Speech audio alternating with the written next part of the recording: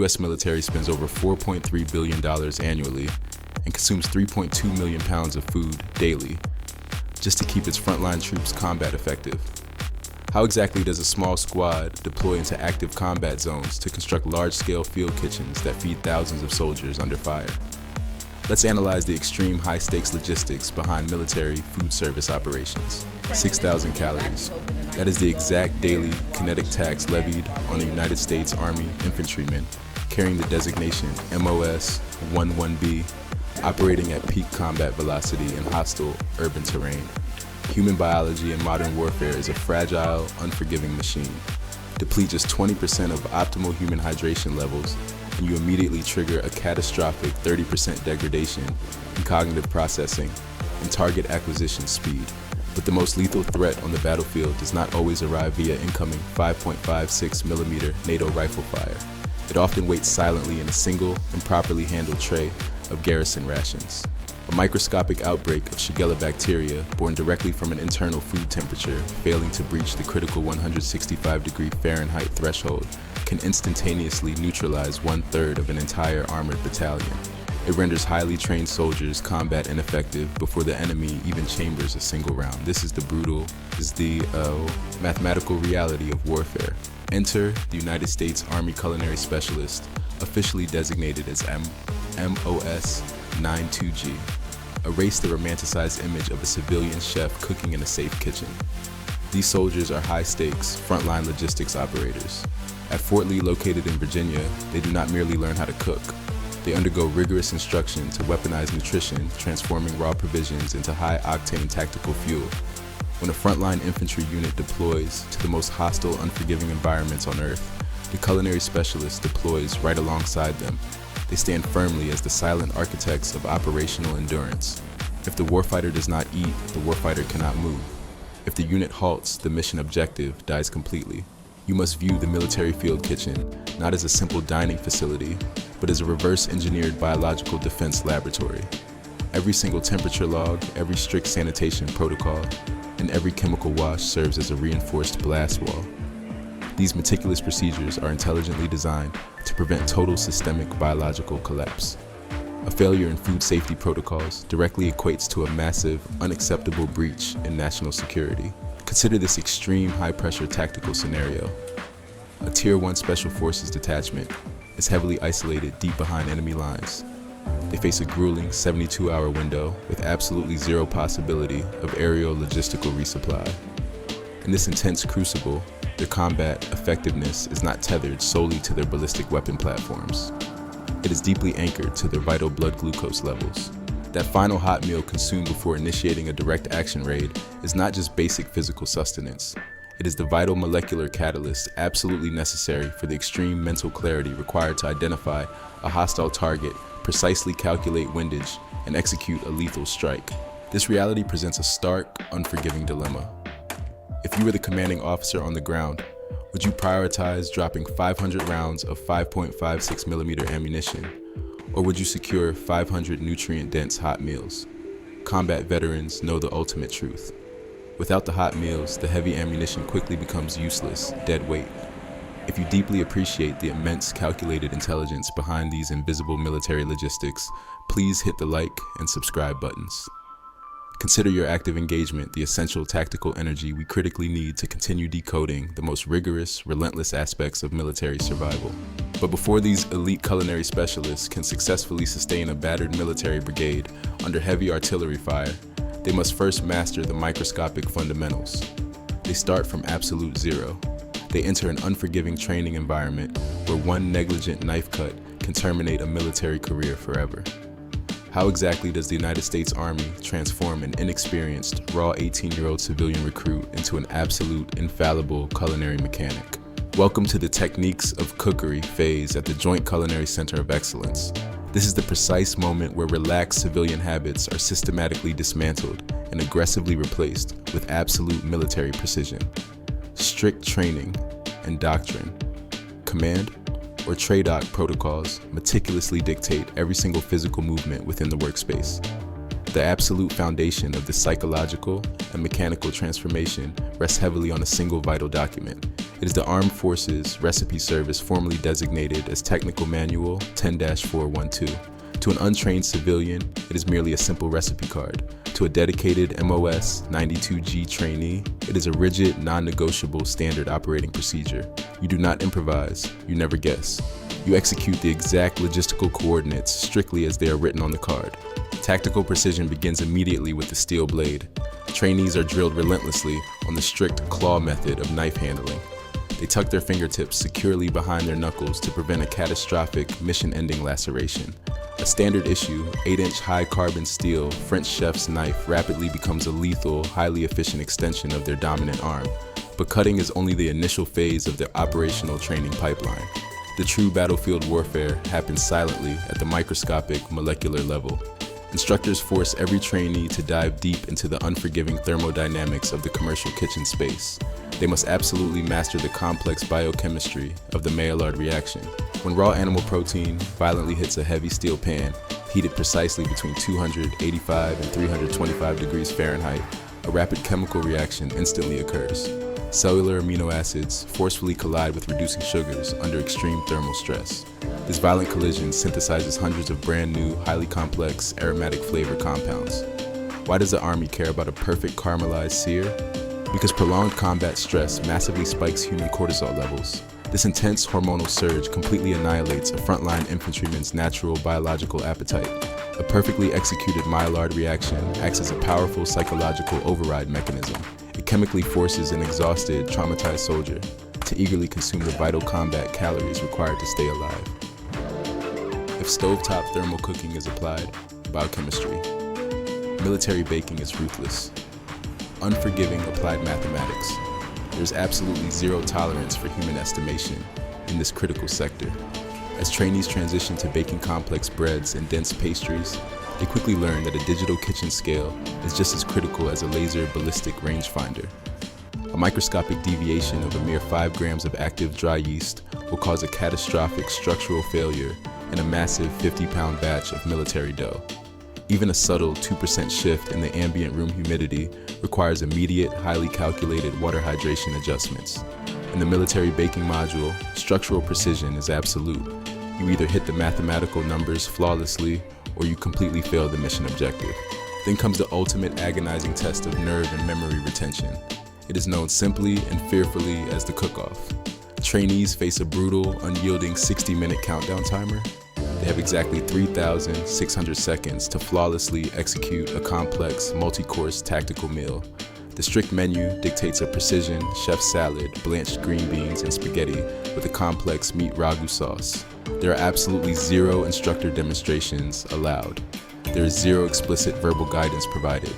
The hardened military instructors suddenly pull back from their stations. They transform instantly from helpful teachers into silent, highly intimidating operational evaluators. The psychological pressure inside the stainless steel room becomes incredibly suffocating. A seasoned instructor stands merely inches away scrutinizing every micro movement with a rigid, grading clipboard. The physical standards are exceptionally punishing. A standard julienne vegetable cut must measure exactly 1/8 inch by 1/8 inch by exactly 2 inches long.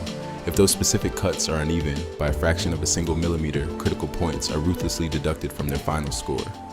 If a piece of diced beef is left inside the simmering pot for just 120 seconds too long, altering the delicate protein matrix to an unacceptable rubbery consistency, the entire dish is immediately categorized as a tactical failure. Sweat beads heavily on their foreheads. The sharp metallic clatter of heavy steel pans echoes loudly like distant artillery fire. Every single ticking second aggressively drains their mental focus. Do you have the iron nerve to keep your hands from physically shaking when a hardened military instructor is standing right behind you, meticulously analyzing your every breath? The lab is a training ground, but the garrison is the real battlefield. When 800 stomachs are roaring at 0500 hours, can they maintain a cold head?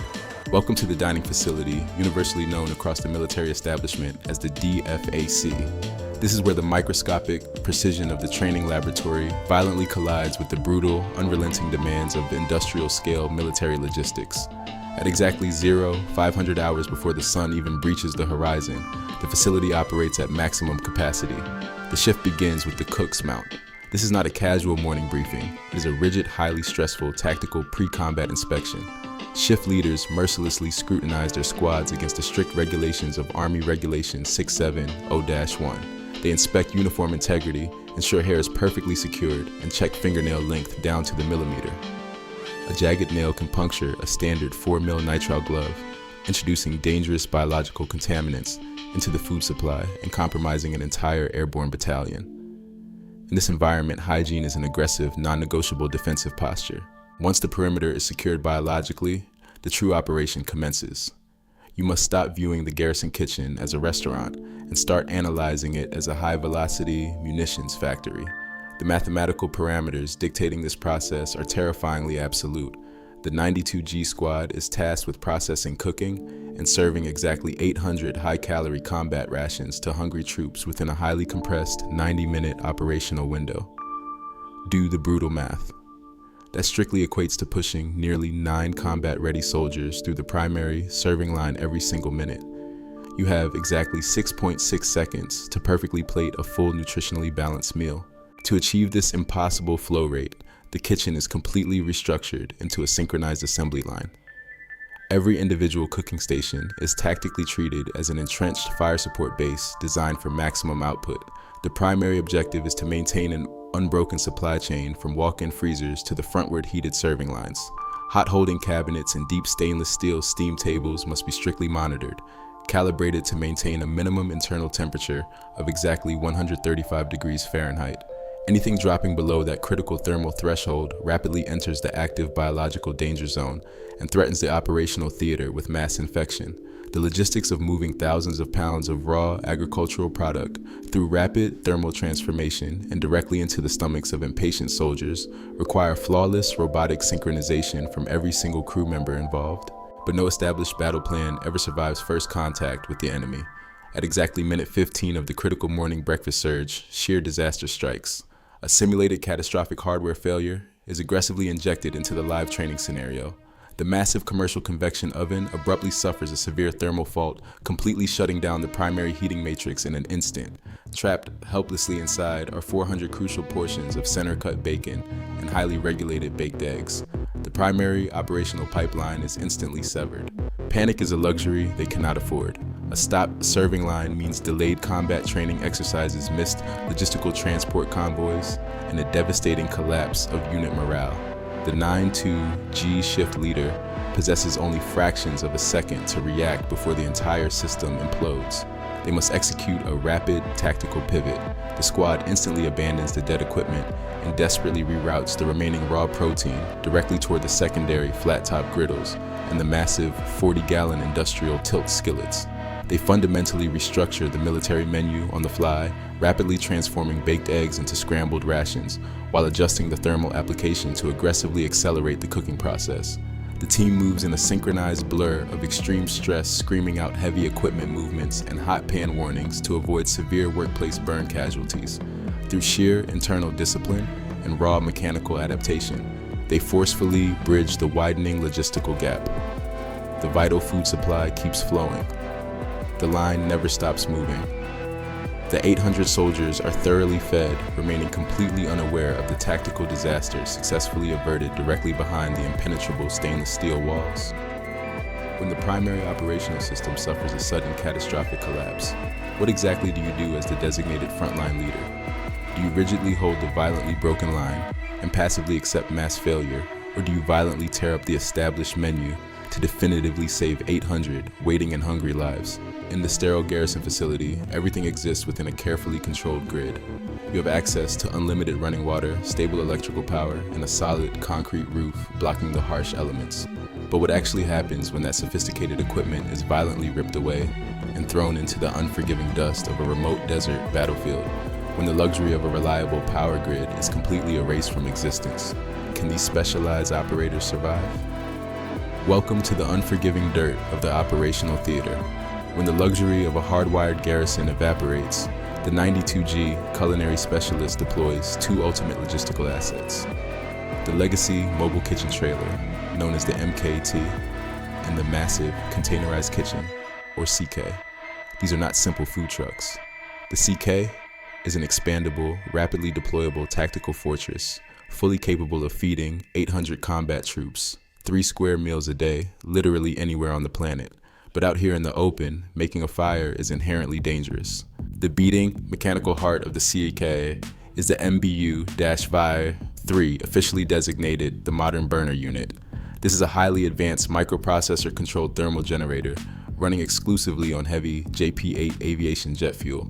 It violently vaporizes combustible liquid into a roaring, high-efficiency flame.